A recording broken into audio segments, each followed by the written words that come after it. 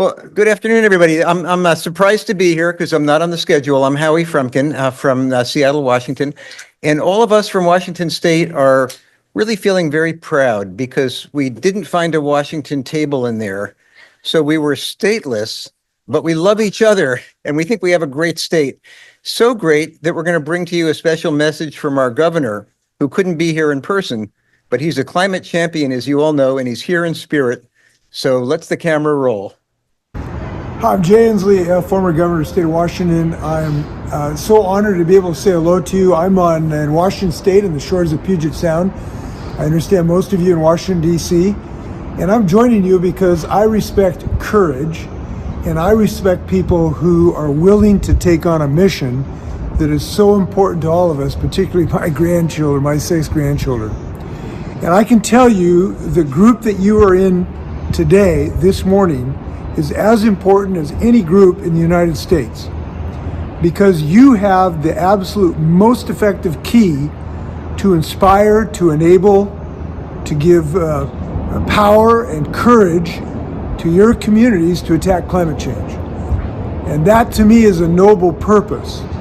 It's a noble purpose because all of our kids are at risk right now. This water behind me is 30% more acidic because of CO2 than in pre-industrial times. I was just in California this morning and flew over where the fires destroyed a good part of northern part of Los Angeles. My state is having record rainfalls. We know the damage that we're up against, and we also know this. You are the single most effective inspirational leaders that we have today to be able to inspire action against this great threat. And I'll tell you why, and I've been at this for a long time. I've been fighting climate change for 25 years, wrote a book about it, helped pass several pieces of legislation. And what I've learned is that the single most telling, the single most motivating discussion is about human health. Look, I love polar bears, I really do. I've even painted pictures of them. But this is about our kids, not just the polar bears. It's our kids' health, it's their lungs, it's asthma. And when you talk to people about children's asthma, that resonates with cardiovascular disease, with cancer, with toxicity from some of the toxicity from burning fossil fuel. That is the single most important message involving climate change.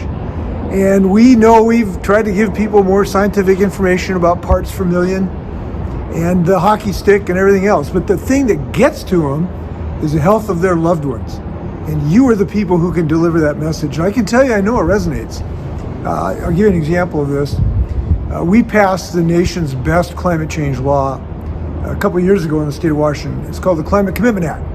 It creates a cap on CO2 emissions.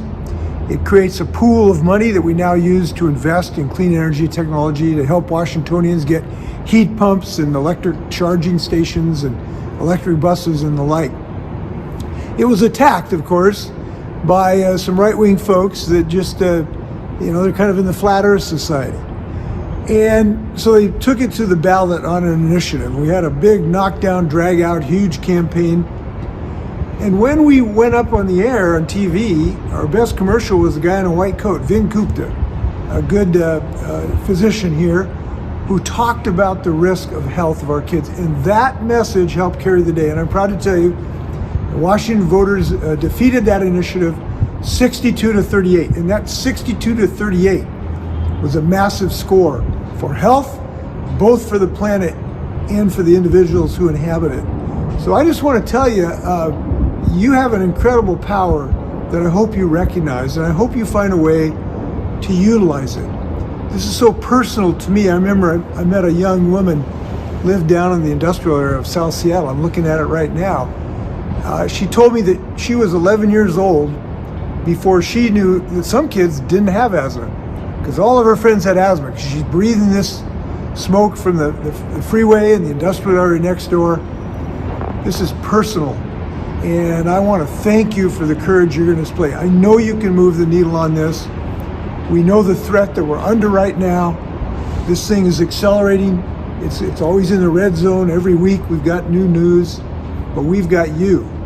And I know that you can move these communities. And I tell you, there's a lot of things you can do. The only thing you can do that is wrong is nothing. So I hope you're getting to know your congressperson. I hope you're getting to know your state legislator. I hope you're going to talk to your churches and your Kiwanis and your neighbors and your cranky uncles, because you really are trusted. And I hope you use that great voice.